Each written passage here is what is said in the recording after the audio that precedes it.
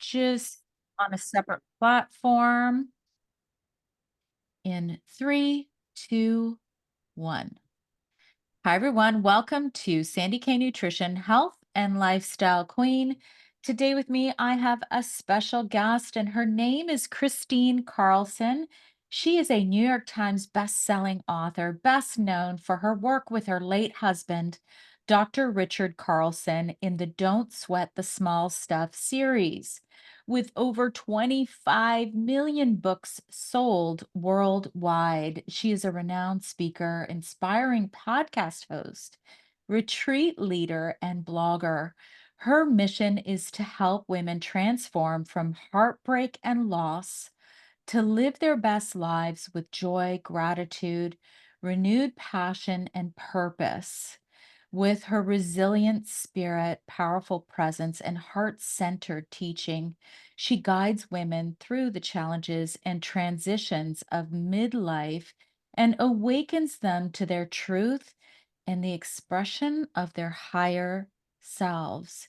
Now, today we are talking about, let's just say, trudging through life's purpose through tragedy, because sometimes the hero's journey is what can push us into a whole other world and a whole other life. And most of you who follow me, you know that I've had my own journey and I've had my own struggles. And that's why I do what I do now. And I get to talk to amazing people all the time, like Kristine. So, with that, welcome, Kristine. Thank you so much for coming. Thank you so much, Sandy, for having me. Thank you for that beautiful introduction as well. Now, listen, Mhm. I don't know how many of your books here. I mean, I'm a 1970 baby. So I was born in 1970. And I think Don't Sweat the Small Stuff, the first one came out, would it be like 1990, something like that? 1997. 97. So this was to me, the series was like a stepping stone to books to really help with the whole being happy and okay with life's troubles. And you've obviously had your own. And I think that's where we need to begin. We need to begin with your story. All right. Well, you've started a bit of my story. It really started with my meeting and my love story with my late husband, Dr. Richard Carlson, who wrote the first "Don't Sweat the Small Stuff" book. We met in college, and we met at Pepperdine University. And it was really love at first meeting, and we got married as soon as I graduated from college. We started our journey. Richard was in body work while he got his master's and phd in psychology, and I had a graphic design business. And we started our journey. Then we had our two daughters. I like to say we co-authored our two daughters during that journey, Jazz and Kenna. And we created this really incredible life together. It wasn't an overnight success story. Richard had written 10 books by the time he wrote Don't Sweat the Small Stuff. So he'd been on the author path for a long time. 10 years is a long time to wait for your blockbuster big seller.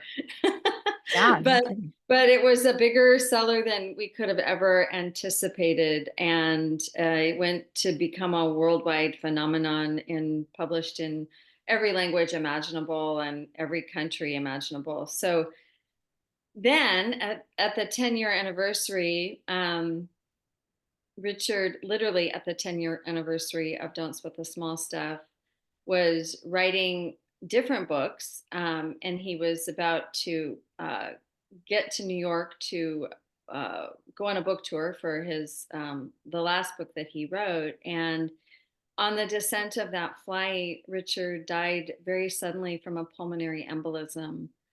And I was 43. Our kids were 14 and 17, and he was 45 years old. And it was very, just really incredibly shocking. Like, just talk about the hero's journey. The hero's journey, it really starts with a shattering of life as you knew it and trajectory, and puts you on a whole new trajectory of life. And for many of your listeners today, I'm sure that they've had their shattering moments that come where it's completely unannounced, unexpected, and it pretty much pulls the rug out from underneath your feet. And yet you start a journey the moment that that happens. For me, it was a journey of how can I prepare my kids for grief from going from having this almost clearly perfect life to having it completely different,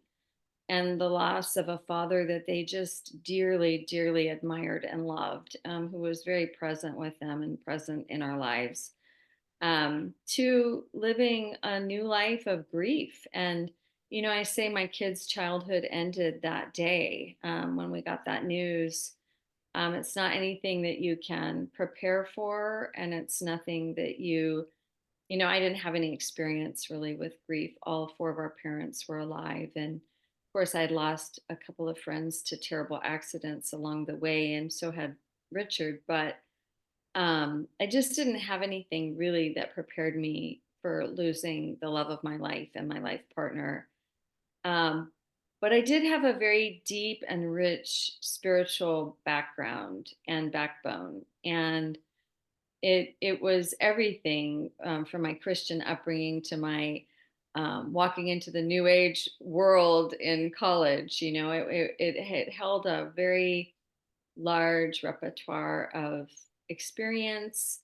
Um, we had been on a path together in college that was very unique in the sense that we were on a spiritual trek together where we were evaluating everything possible. I like to say that Richard and I, by the time we were 25, 26 years old, were probably two of the most healed 26-year-olds, because we really dove in to every kind of therapy and every kind of imaginable device, whether it be holotropic breath work, or it was flotation tanks, or this thing that Richard did his master's thesis on, the Gram potentializer, that would spin you around and activate, all sides of your brain. We did all of that in our younger years prior to having a family. So, and then he did get his master's and PhD in psychology. He studied a very unique form of psychology called psychology of mind at the time. And we both were able to study that as a philosophy to live by together, which was really powerful. When he introduced me into the Don't Sweat the Small Stuff series, I was able to jump in because we were practicing this way of life that is very prevalent in that series. So that's kind of the beginning of my story.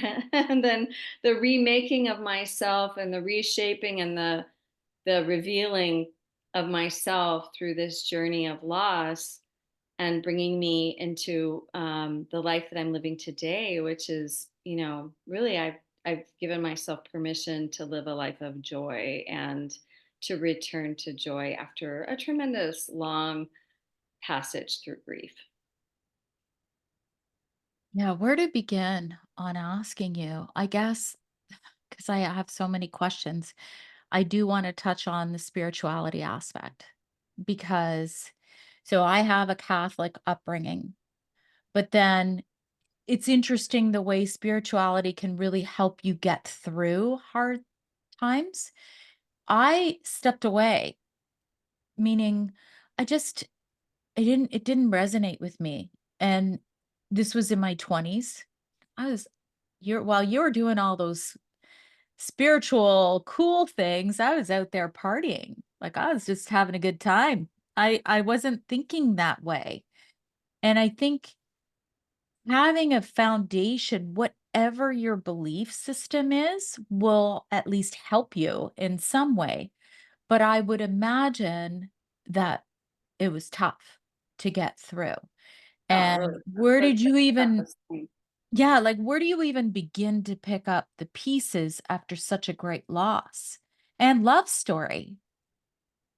Well, I mean, honestly, I was really well supported by a community of healers and people that we had as friends. They were all over the world. They weren't in my location, all of them, but I did have a group of friends that were my community and my, where I live. And it was just amazing how that community stepped forward to assist me. I think they knew. I think my friends were terrified that I wasn't going to be able to do this, that I wasn't going to be able to live with the kind of relationship that I had lost. But it was interesting because I realized through all of this just truly how resilient and strong my human spirit is. And I just immediately stood in it. And I remember having this very pivotal conversation with myself where I literally, 3 days after Richard died, I literally had this conversation that went kind of like this. I could see myself doing this grief thing two ways. And I could literally see it. I could see the choice. The choice was to just go to bed and not get up and, wallow and wallow in the misery and the loss and the feeling that my life was now just looming. Like I couldn't even imagine a day without Richard in it. And that it just felt like this long and desolate path. Or I could, you know, embrace what is, which was terribly difficult, but knowing that I would have the guidance, the inner guidance to teach me, how to get through each day, how to go through loss, how to go through grief, knowing that I knew their grief would come. And the only thing I didn't know was how I was ever going to come out of it. That's the scary part for any of us going through such a huge loss is we don't know and we don't feel when we're in it like there's ever going to be a way out.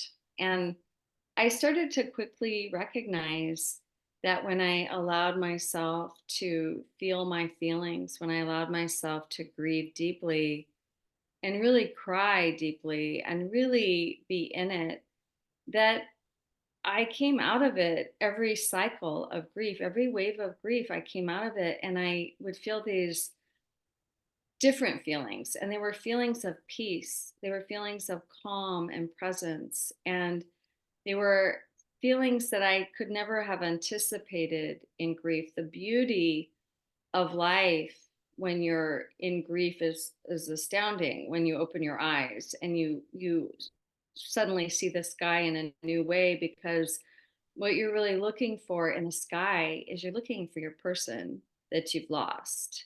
You're looking for to find any indication that they still exist. And what was really beautiful for me, Sandy, is that I had had a conversation with Richard at some point in our marriage. I remember I was sitting next to the bathtub when he was in the bath, and I had my head kind of rested on in my hands, and I was asking him, do you think if anything ever happens to one of us, we'll be able to find our way to each other? Do you think that we'll be able to communicate and give each other signs and know that we're still connected? And he just looked at me with the most clear expression. He said, "There is no doubt in my mind that you and I will find each other in any situation, whether it be in life or out of this body." He said, "There's no doubt in my mind." And I had so many amazing experiences very early on where Richard was so present with me and I could feel him and I could almost even see where he was. And that was both my ability to open and to be present with him in his new spirit place, and also the strength of his spirit desiring this to know that I was going to be okay. So I had this just incredible like connection with him for the first 2 years where I could just really access him and feel one with him. And then after a couple of years, I noticed that there was this natural evolution where he had to be on his journey and I had to be on mine. And I had gotten to a point where I started to realize that it was time for that. And I had this really incredible experience. I'd love to share this story with you, that happened just 2 years after he died. It was right at the time when I found out my daughter Jazz was pregnant with her first baby. And we were coming home from Eugene, Oregon, where my parents had had their 50th wedding anniversary. And we were flying in a small commuter plane home. It was just a really quick flight to San Francisco, like an hour flight. So it was a very small commuter plane. And we went up to the ticket agent, and it was around Christmas time. And he was this really lovely Polynesian man. And he said, you're not seated together on this flight. Would you like to be seated together? And I remember looking at the girls, and I just said, oh, no, it's okay. We're fine. We're fine. It's a short flight. And then he said, well, I'd like to put you guys on I'd like to rearrange your seats because I want you to sit together on the flight because it's the holidays. So I was like, oh, okay, whatever. So he did that. He rearranged our seats on this flight. And that's kind of a really important piece. And you'll understand in a moment that when I sat down in my seat, the window seat was open and the girls sat across the aisle together, in the seats next to me. And the man who walked up to sit next to me, he stood in front of me. And for a moment, I had this weird feeling, like these chills that ran over me. And then my girls, who are, they were like 16 and 19 years old. They giggled, which was so weird, like with the whole thing was just so weird. They giggled when he stood in front of me. And so I let him in. And then I proceeded to have this very strong feeling like I'm supposed to talk to this man.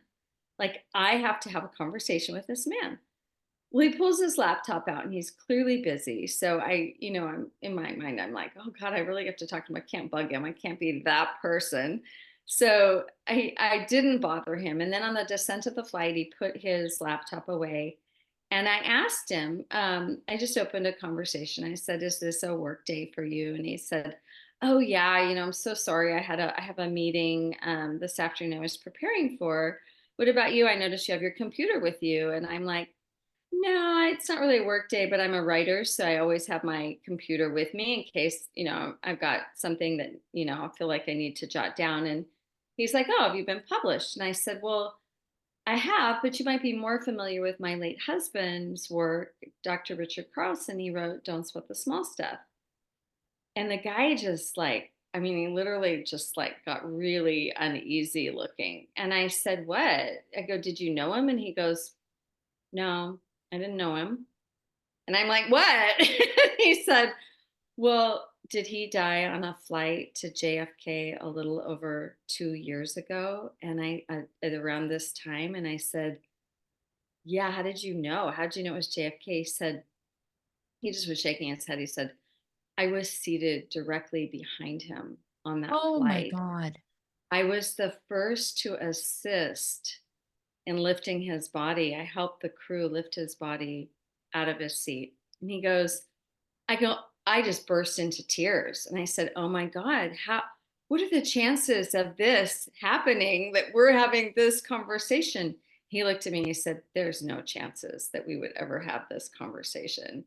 And I said, wow. And he said, I always wanted to tell you, once I looked you up and because I wanted to tell you your husband died very peacefully. He looked very at peace. And he had no idea of knowing that I had never talked to anyone at that point who was on that flight.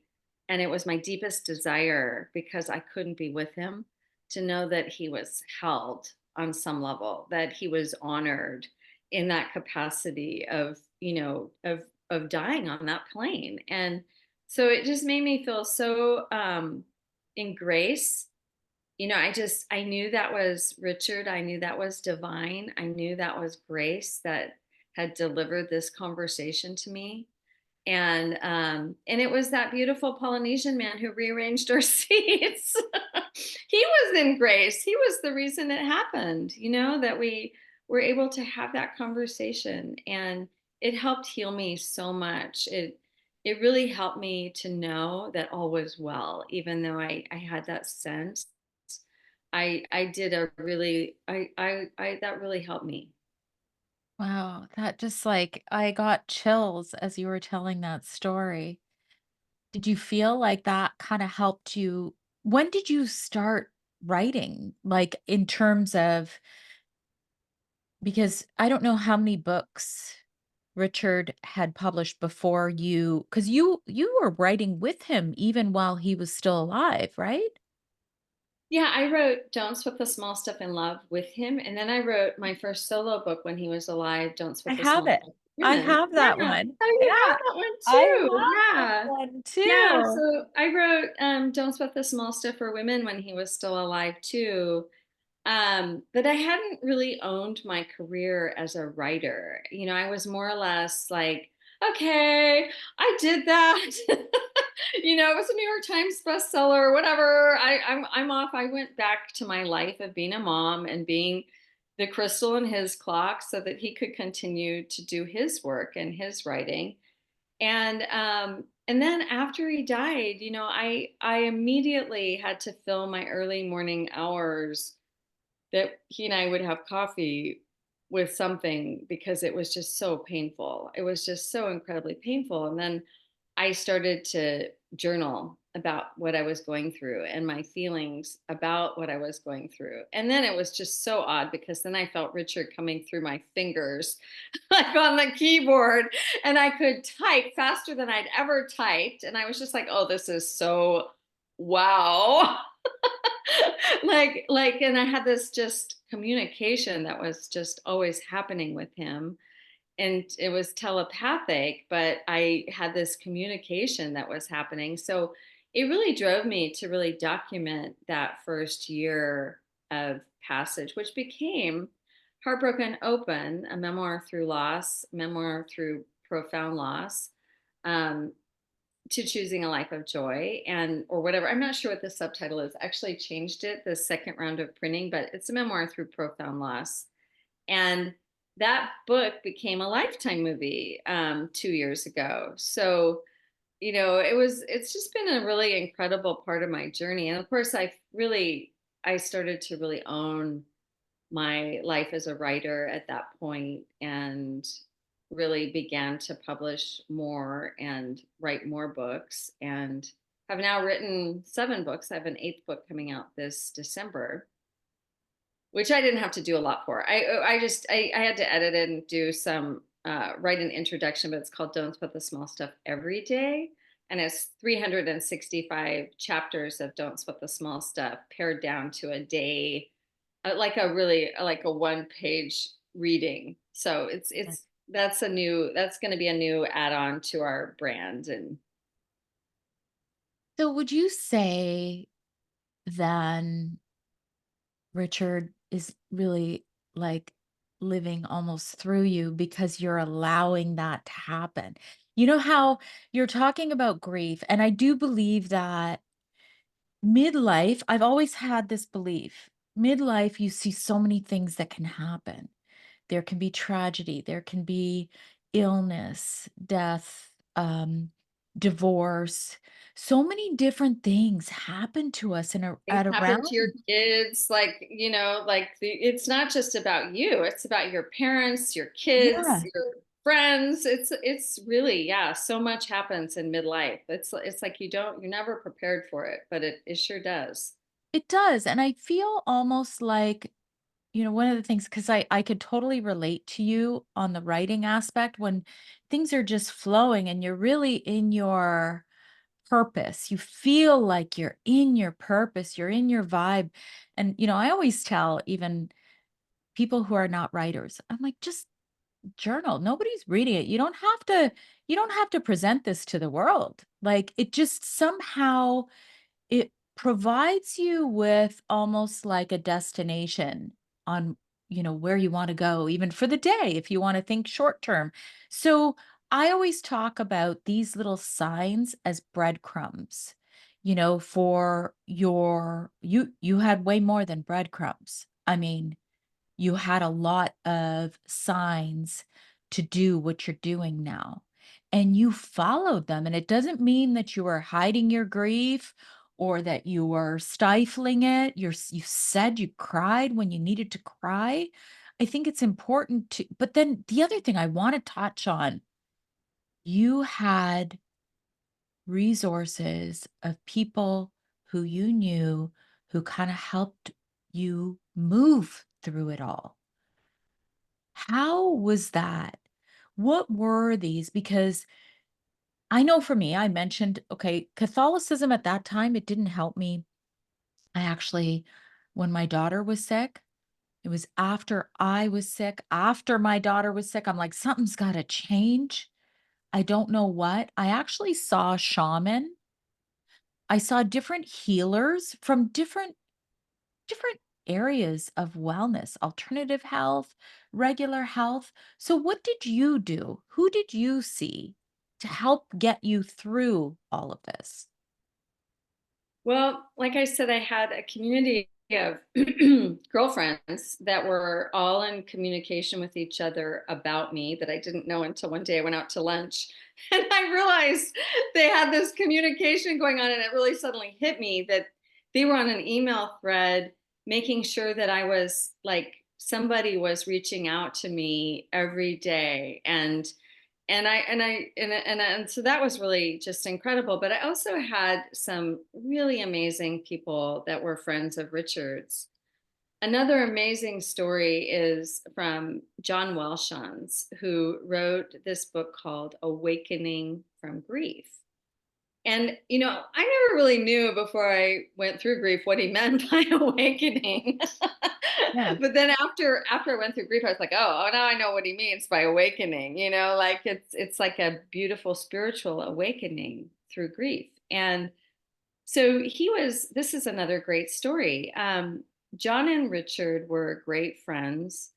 And when Richard died, he was on his way to New York. Well, he was going to be doing a bunch of publicity for his latest book. And he called John and said, hey, I'm going to be in New York. Let's get together. John lived in New York. And so let's get together. So they made a date to get together. Well, when I had to find somebody to identify Richard, because there's no way I was getting on an airplane and leaving my kids and, going to New York. I mean, my husband just died on a plane. There's just no way I could do that. So I called John and I asked him if he would go and identify Richard for for the what is it, the autopsy for to to go through the autopsy process and all of that. And somebody needed to sign off that this was indeed Richard Carlson. So John said, of course, I will do that. Well, when John made his appointment with the woman who was, doing the autopsy at the morgue, when he made his appointment, he looked in his she goes, come on Friday at 11 o'clock. And he opens his date book, and there it is. Richard is in his date book on Friday at 11 o'clock. and and he was just like, oh my God, that is crazy that Richard's not even gonna miss his appointment with me, like. Gosh. And so he went to do the viewing, and John said when he walked in, he's only felt the sense of love and peace that he felt in that room with Richard when he went to the tomb of his guru Meher Baba. And he said he has only felt that incredible, surreal, just overwhelming sense of love and peace in those two places when he went to view Richard and spend some time with Richard um, just a couple days after he died.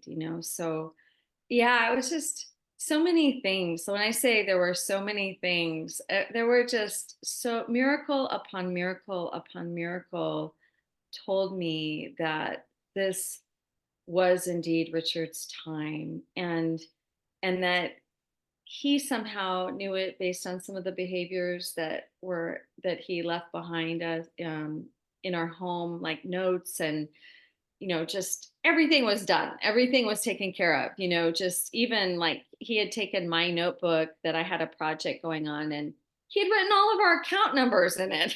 I mean, I wouldn't have known where all of our stuff was because he managed that. But there it was in my notebook, all of these accounts with the account numbers and what the money was in there. And, just we had done our estate plan a year before, we had just signed off all of our paperwork the year before, just I just knew, based on so many things, it gave me so much faith to know that he was in the place that he was supposed to be in, and that I was somehow meant to be on this journey, and it wasn't an easy journey. There was nothing easy about it. It's never easy to let go of somebody that you just hold so dear and so are so in love with. And God help the people that have lost a child. I don't even know because my children definitely brought me back into my body when I got the call that Richard had died. Just the mere notion that I had children kept me alive for that first 5 minutes afterwards. So, I don't know. That is the largest loss that anyone can go through. And I have friends that have lost children, and some of them have done well and some of them haven't. Some of them just cannot return from the deep deep grief, and then I have other ones that they give themselves permission, they grant themselves permission to go through loss and to miss their child every day, but to bring their child with them in the same way I bring Richard with me. Even amidst, I'm I've been like, I have a boyfriend, I've moved like forward in my love life. I've moved forward in my life in so many ways. I know that I'm in this life as a woman to live a full life. And my life has been very full after Richard's death. It's in some ways I'm living much more on purpose and to my purpose than I might have been had he lived. And that's because, I wouldn't have discovered what I discovered about myself through loss that, I wouldn't have known or wouldn't have wanted necessarily or known that I was here to really serve others in that capacity and to be that sort of guiding light for people who have gone through a huge loss. So it's been an incredible journey, and I'm sure yours has too. Like, it's like, who knew. I think something that you mentioned there about getting past where there's some people who can get past it and some who can't. The one thing that we often have as women is we have this guilt, and maybe it's this guilt of service, and like, when if your husband passes away like yours, or if your child passes away, you feel a guilt if you want to live a fulfilled life. And I think that is what holds a lot of people back, not being It able to really get is. past that point. It's like, it's okay, you can't bring them back. So you're left here. You have to live.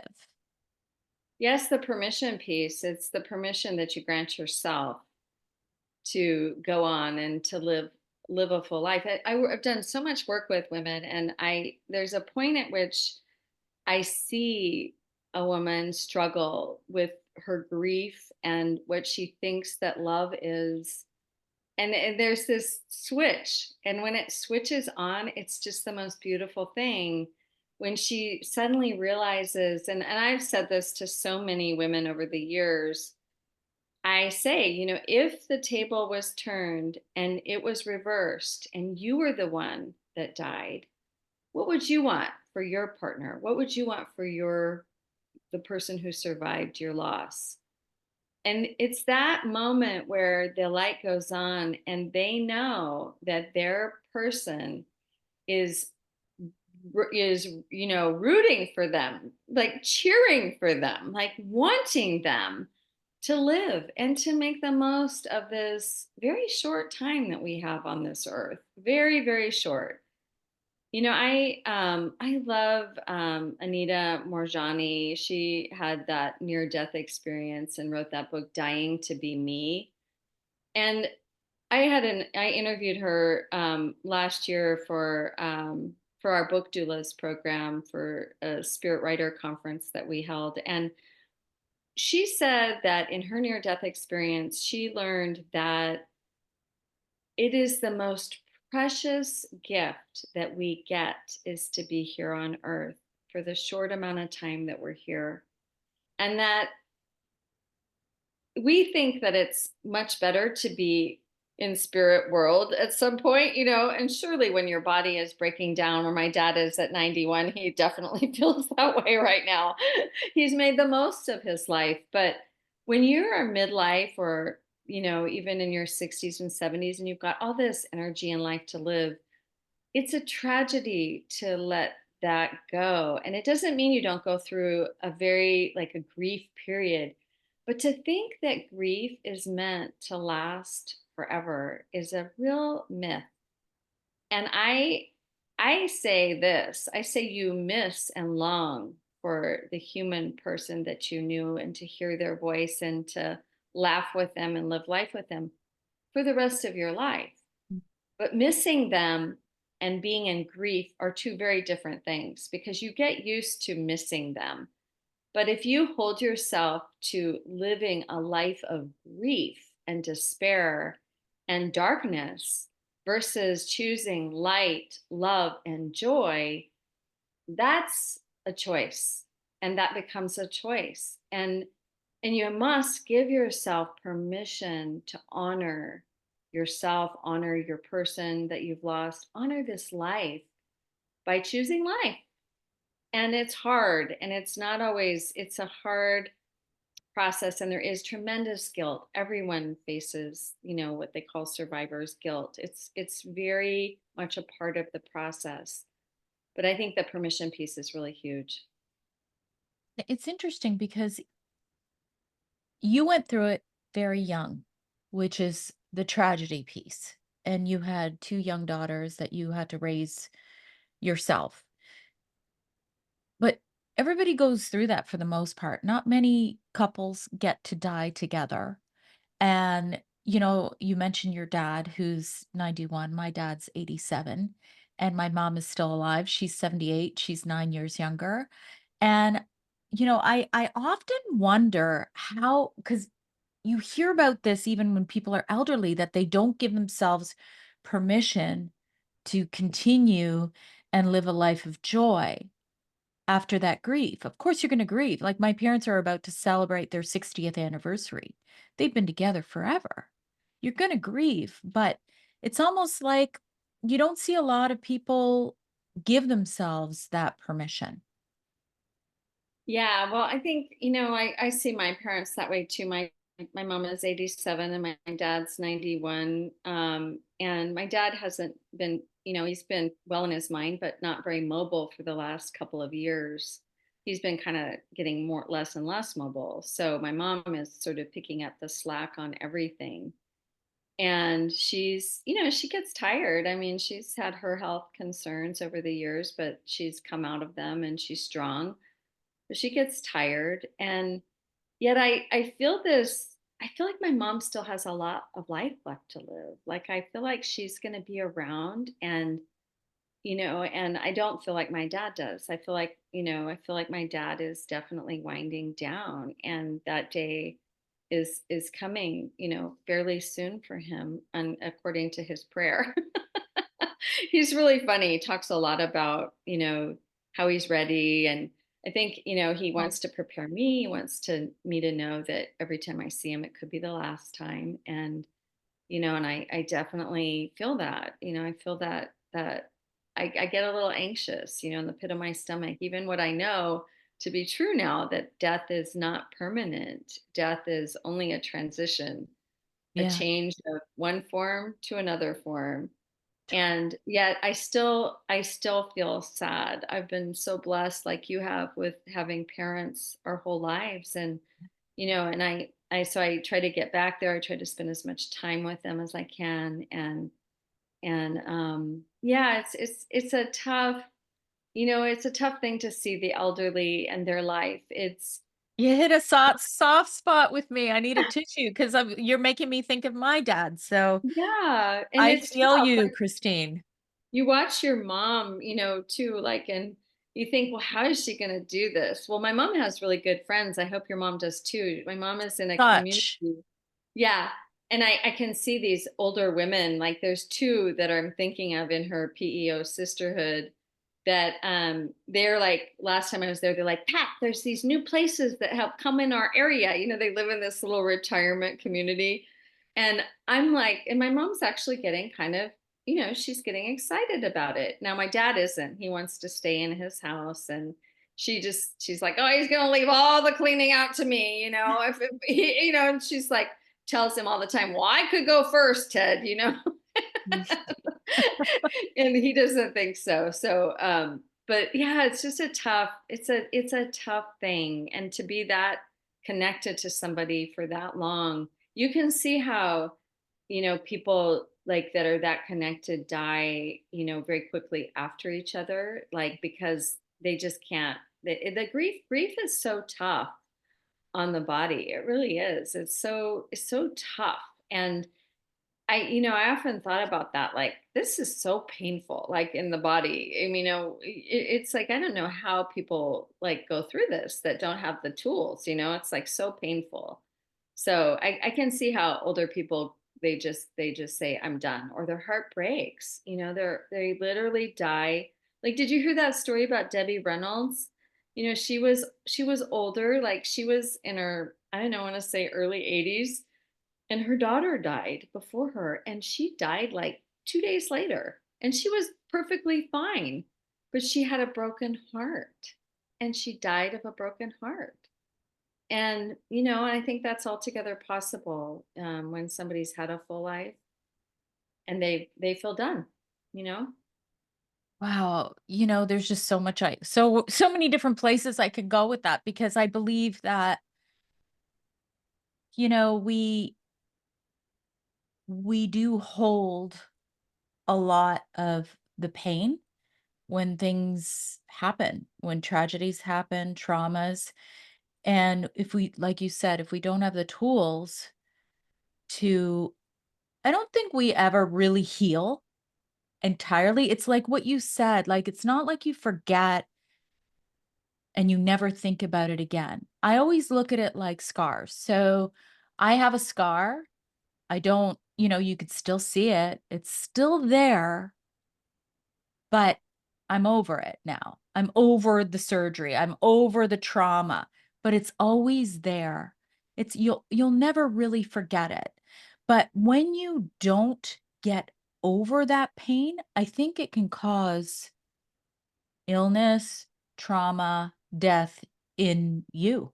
Like, I know some people would think this is really woo, but with my daughter getting sick, I did not have the tools. The one thing I had was a very close family, friends.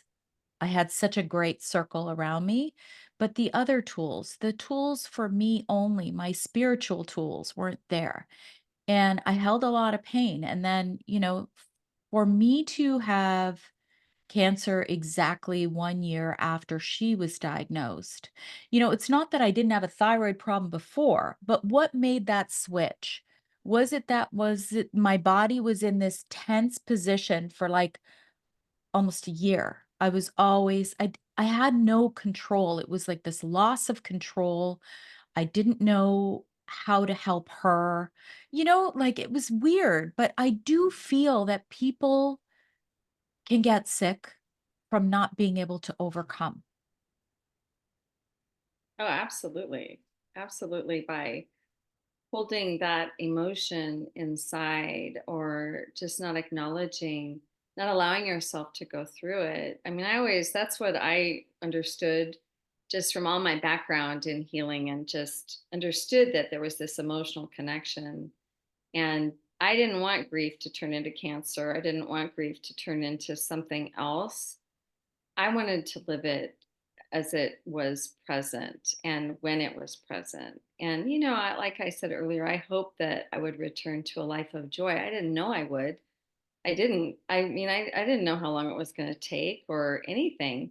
But I did know that I would feel better the days that I allowed myself to be in it. And the days when I could not allow myself to be in it, I just be in it, I would feel better. And that was what kind of guided me, like you say, breadcrumbs.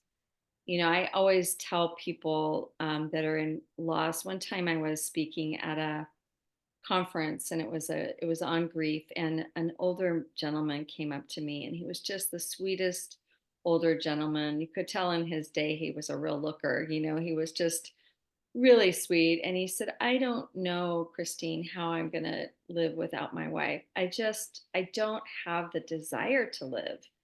And I said, I whispered in his ear as I was hugging him, I said, "You don't have to know anything, but what you do need to do is you've got to think of one thing every moment that excites you. You've got to follow something every moment that gets you to move forward on some level." And I said, it could be your dog, it could be calling somebody, it could be getting coffee at the local coffee store, it could be, but just ask yourself to follow the breadcrumbs of what excites you in this moment, even if it's the smallest thing. And if you can't come up with anything, make something up and believe it until you until it penetrates you, and he I don't ever know what happened to that man, but that was what came to me to say to him. Mm. And I think that's where a lot of times when we're in survival mode, we have to be in that mode of just putting one foot in front of the other, and asking ourselves to look for something that could inspire us. For me, it was being out in nature and going for a walk, or being with a really close girlfriend that could hold me in my grief, but not try and fix me. Those kinds of things helped me a lot. And I just want to go back to something you said, because I found that when my heart was broken, the reason I called my book Heartbroken Open was because I found that heartbreak and loss, it opened my heart and it cracked me wide open in a way that I never knew that I wasn't open, because it was so big. It was so much bigger than anything I'd ever had happen to me. And what I found is that my heart actually grew bigger, Mm. that I didn't carry the wound in that way, that I actually opened up to more life and to more love and to more compassion. And maybe it was because I was more shut down than I ever thought. It was like I didn't realize that I was kind of going through my life a little numb. Like I had all these programs I would say to myself growing, like at this stage of my life when I was raising a family. "Oh, you don't have anything to cry about. Look at your life." So I would never cry. Like I would never allow myself, even though like I had a period, I had PMS. I wanted to sit down and have a good cry now and then, but I could never make myself or allow myself my tears. Well, I started to realize in grief how humanly destructive that was, and how I had a wall around my heart, that I was protecting myself in a way I didn't even know. And that Mhm. was one of the most beautiful things, was that wall just broke and shattered, and I was open, like I was like an open book. Like I became myself, and I became more of who I am, not less of who I am, because I opened to this beautiful process of healing. And I think that's the hope I like to hold out for people, is that you really kind of can go the bitter route or the wounded route or the victim route, or you could go the hero route and choose the path of, I'm going to heal, I'm going to step into my life, I don't know how it's going to happen, but that's what I know I want for myself. And then to feel okay about that, to feel good about that, to step in. And that is what being the hero is. That's all it is just not becoming that human sacrifice to what's happened to you, but choosing the path of healing. When you choose the path to heal, you choose the path to open to what's happened, and start to ask yourself, perhaps this actually happened for me on some level. Not that you wanted it. None of us Yes. want bad things to happen to us, but when they do, we don't really have a choice after the fact that they happen, but we do have a choice in how we move forward. And I like to hold out the hope that we don't have to live a wounded life. We can live a life where we're living outside of those wounds. Of course, we carry the empathy and the compassion, and we carry the wisdom that those things bring to us, the incredible depth of life that you can't almost learn any other way. Like you can't read that in a book and get it the same way that when you live through it.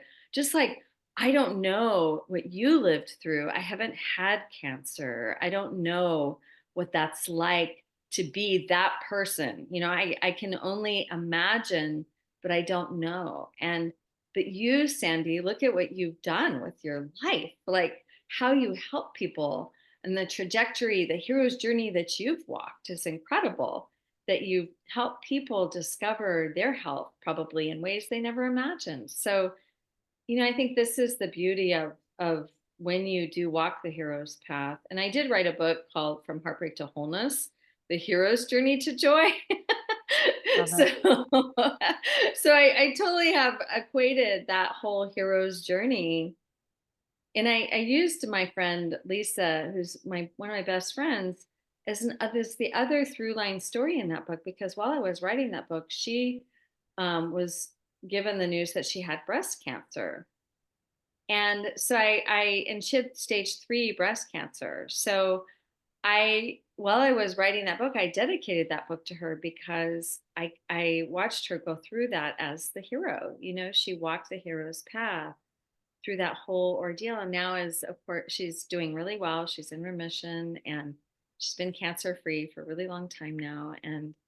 But I think we go through an incredible loss of our identity through a lot of different ways, and you can lose the identity that you have with your health. I think I would imagine when you have the news that you're suddenly not healthy. That's a whole identity crisis too that we go through. But you could speak to that and do speak to that Definitely. much better.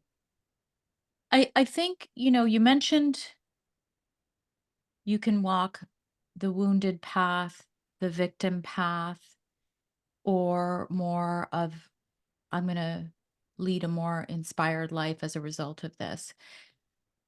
So, what do you think? Because I definitely went through the wounded path. That was that whole tightness within me, and I do feel that contributed to me not being well.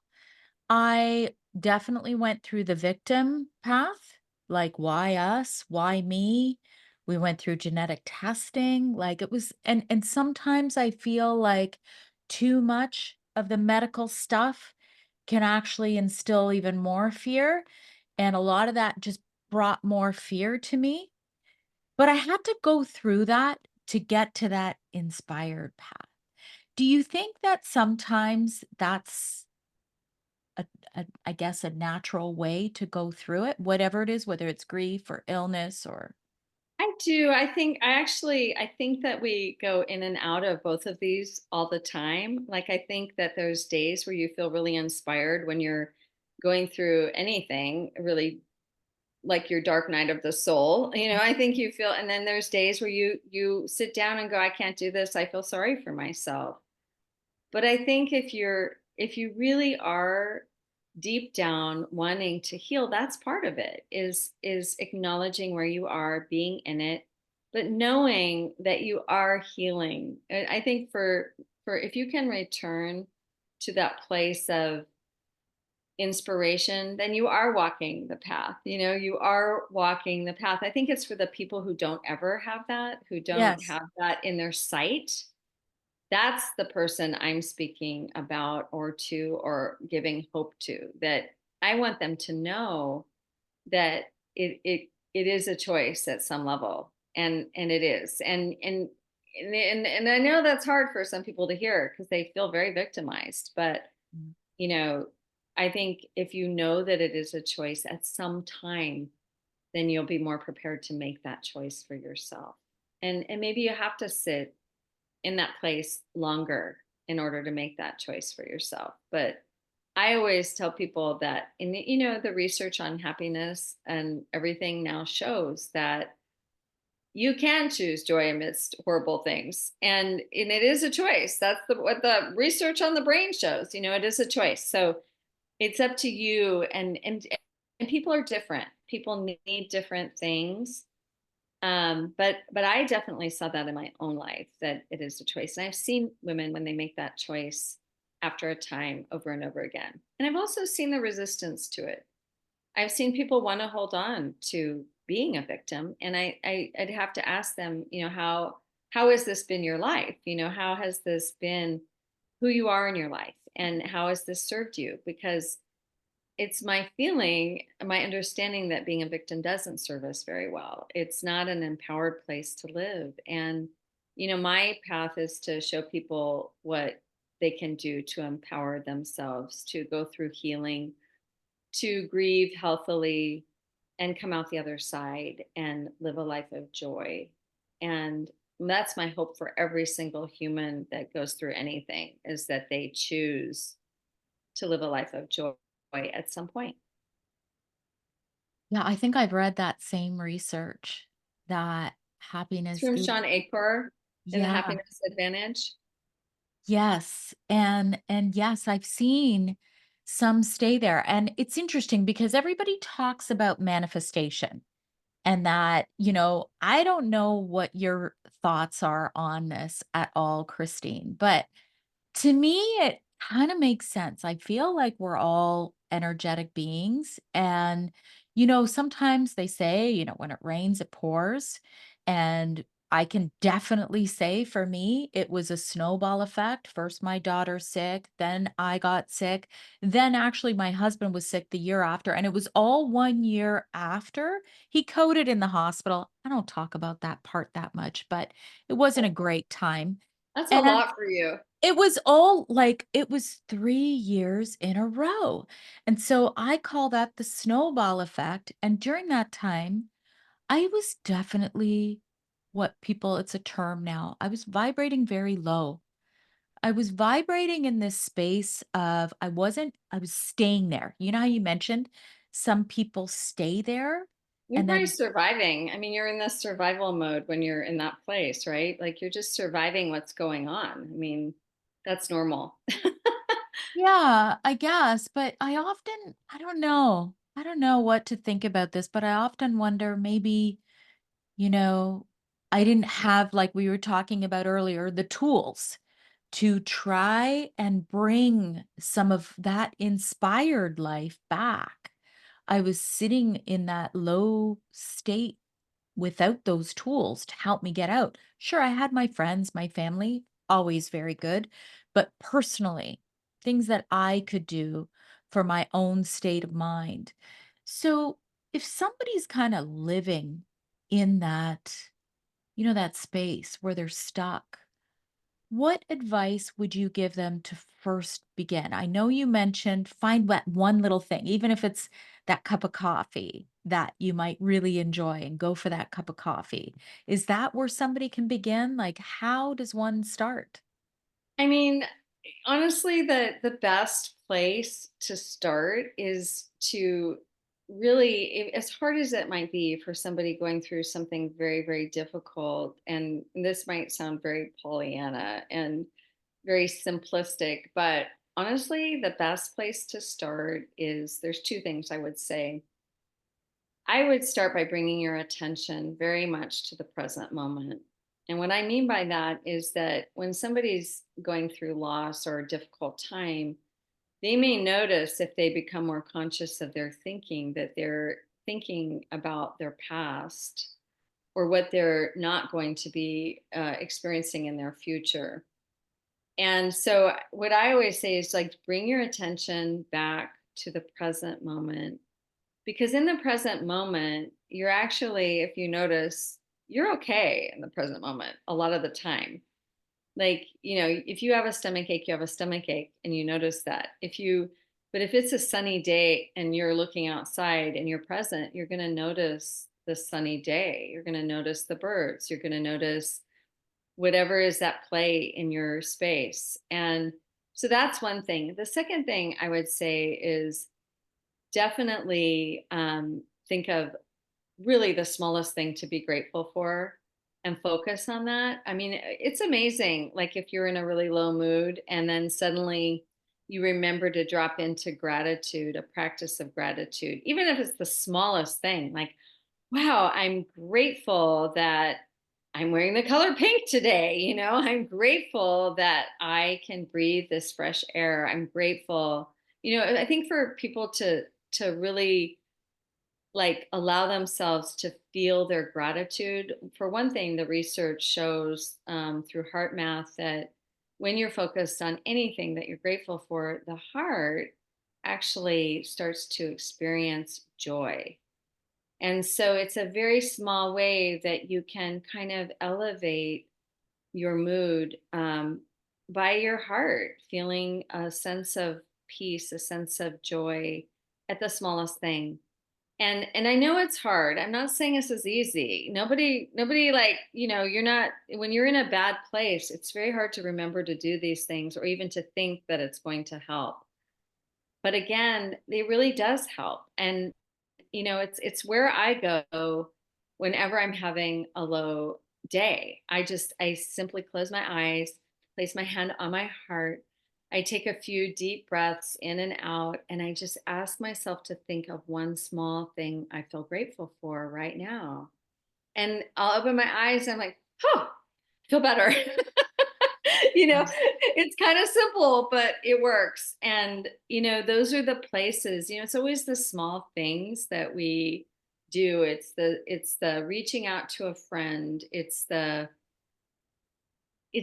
doing something nice for yourself. It's eating a piece of chocolate sometimes. It's like doing Mhm. the things that just come to you that make you feel a little bit better. If you can make yourself feel a little bit better and build on that, then you start to get perspective and you start to, from perspective, you start to invite wisdom.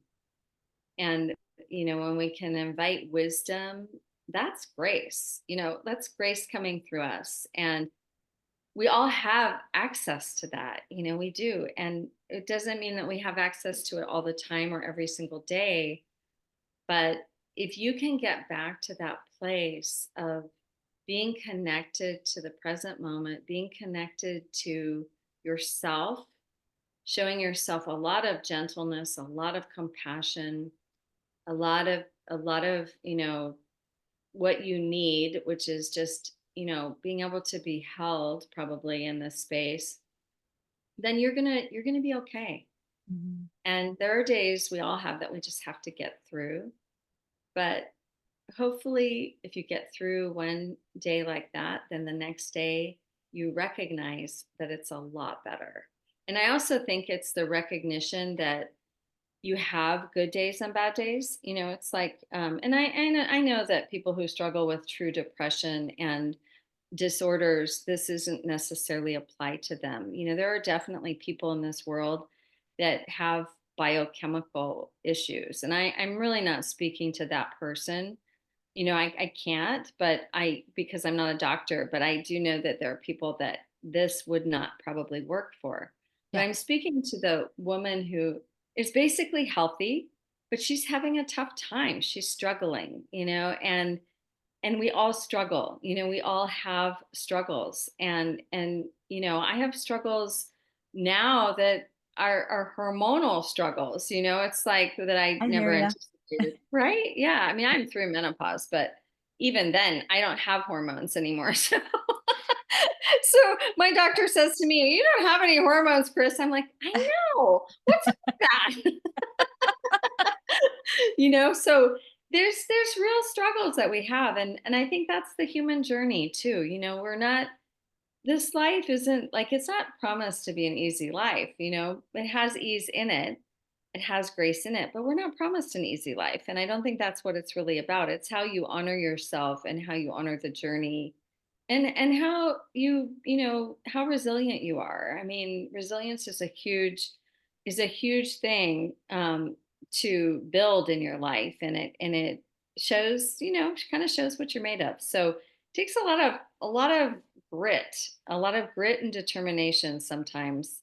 But you know what? We're women. We have it. We push those babies out. If you've ever pushed a baby out, you know Yes. you've got grit. Yes. Yes. Been there, done that twice. So, Right. And even if you um, haven't, there's other ways that you're a strong woman. You have it within you. And I think remembering that and knowing that, we get through the unthinkable and the unimaginable, and the permission that you give yourself to live on is really the important piece.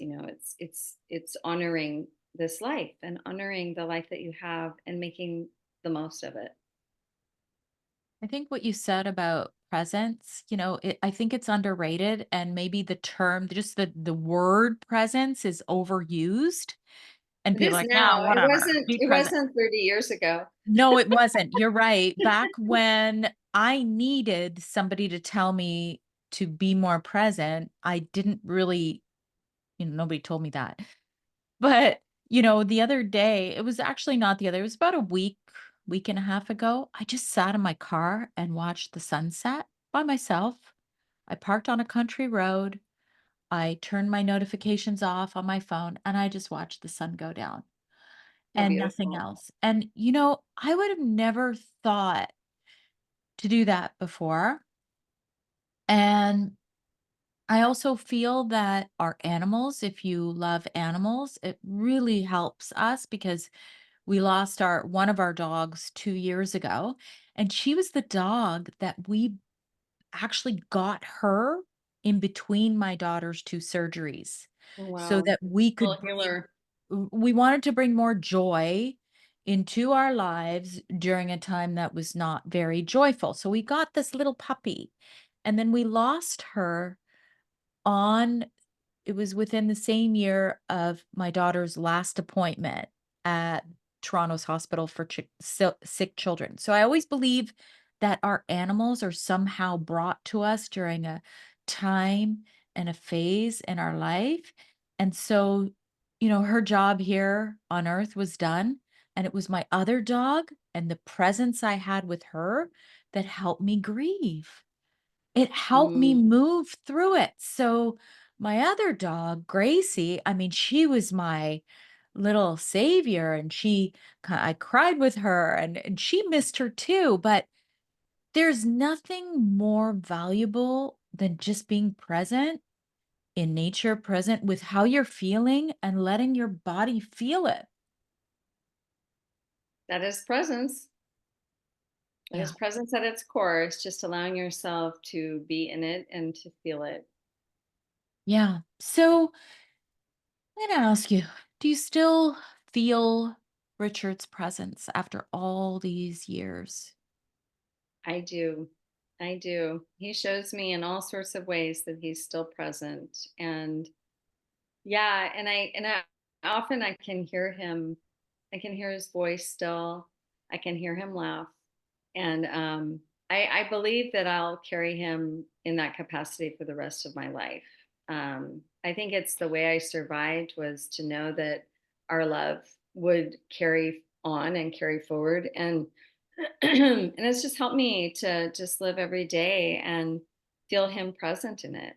I feel like every time I think of him, every time I speak of him, it's like I'm bringing him with me. And it's so interesting because my grandkids, I have 5 grandkids Oh, now wow. from Jazz, and just one daughter has 5 kids. And Caden is now 15, and he talks about his grandfather Richard as if he knows him. Oh, And so he said he had to give a speech. He's a really good athlete and a very, very good student. And he gave a speech and he said, I carry my grandfather Richard with me. He's such an inspiration for me every day. And he was known for being very loving and very kind and very present. And he said, I always feel him. I always feel like he's with me. And he's just a great inspiration to me. So I think about like how that's happened. And it's because, I talk about him, my daughter talks about him, to our kids, to our grandkids. And it helps all of us to keep his presence alive in our hearts and in our present day life. And I just think it's so beautiful to see the grandkids feel him. Oh, I would agree. I think that's amazing.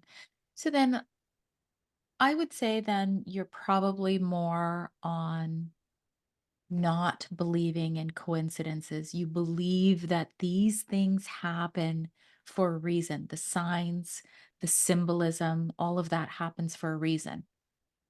Well, it's interesting because I used to think that, and then I started to realize that I think that it's us that actually finds the reason. That that you actually search for the meaning, and and that because you're looking, because you're present, these things happen, and then you see them, and they have such tremendous meaning. If you ask, what does this mean? Like we're so yeah, I do think like there's a fine line between, does it happen for a reason, or do we find the reason why it happens? And so I've learned that I feel like for myself, I find the reason why things happen, and that's what helps me put my life in order. It helps me put things back in order. Um, Versus just, you know, oh yeah, yeah. Just a different kind of a little bit different twist, but that's kind of what I feel about that. Mm. Yeah, I kind of see, I think I see what you mean. Like, I personally, when I ask for signs when I need them, like, my aunt was a very big presence in my life growing up. And so I always ask for signs from my aunt. And often I'll find them because I'm present and I'm looking for them and I'm asking for them. And I think the ask is the operative word. That's the action word, right? Like you ask, and it's because you've asked that you're open to receiving, right? So there's a definitely a direct link between asking and receiving, and surrender and receiving. So, and I think there's a direct link between surrender and asking, so Yeah. like when people pray, I feel like when you're praying, it's like standing on the seashore with a fishing rod, and you cast out the fishing rod and it lands in the sea somewhere, and that's where your prayer goes. You say a prayer, it goes out, and you don't know when the fish is going to land or when you're going to have something on the rod. It comes when it comes, but it's sort of like that act of surrender is to let it go, and then be open to the answer when it comes. So I feel like asking, I often ask for signs as well, and then it's the ask that actually opens the door. If you forget to ask, you can't expect spirit to to just always give you, like it's really really important to ask, I believe. Like, and then when you do ask, then you're on the lookout, right? Like you're on the lookout. Yeah. It just opens up that awareness. So, this has been such a great conversation. I would love for you to tell us. So, there's a movie, a documentary. Is it a documentary? It's not, it's a lifetime movie. It's actually my story. So called Don't Sweat the Small Stuff, the Kristine Carlson story. Yes, because I did see Heather that. Locklear played me. It was a blast. I love her.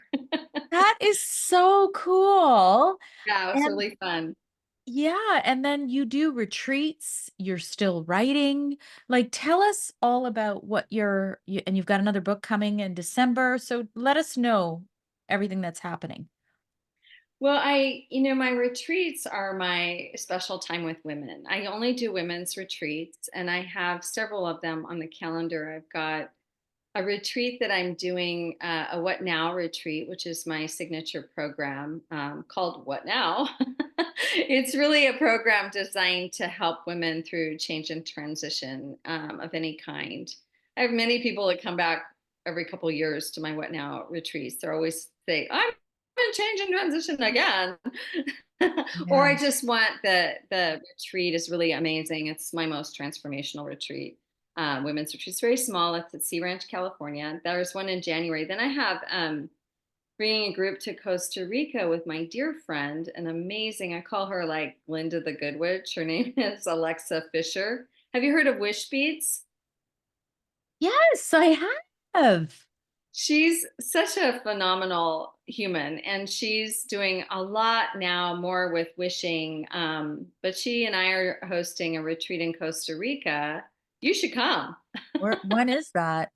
It's in March, March 11th through the 16th. And then we're doing that one together, and then I'm doing a retreat in Italy in 2025, which is just a blast. That's one of my favorite retreats I do. Um, it might be my last year for a while, but I don't know because I did it last year. So I skip a year generally. I do it every 2 years. But I had some women that couldn't come on the last one, and so I wanted to roll them over into a new Italy retreat because I decided to do it again in 25 in the fall of 25. So yeah, that's what I have on the calendar. And then I host writing retreats. I also am a book doula with bookdoulas.com. So if you have a book or you feel like you want to write a book, you can go over to bookdoulas.com. And I partnered up with my developmental editor and really best friend Deborah Evans to create that program. And so I stay pretty busy. You're a busy lady. Italy. I'm actually going to Croatia this month. So, Oh my God, how fun. How fun for you. yeah, so I would love to go to Italy. Maybe another time. Maybe another Yeah, time. yeah, Italy is a blast. I've And never been. So, yeah, yeah, come see how I do my retreats. very cool. Yeah, it's so fun. You bring so much light to this world. Thank You you. really do. And it's funny because we've been following each other just on Instagram. I don't know how we got connected years ago because I think I've been following you for a long time. But somehow, like I felt very drawn to you. I'm very drawn to your energy. I'm drawn to your light. I think you have a lot to offer to the world. I think you're just an amazing person, Christine.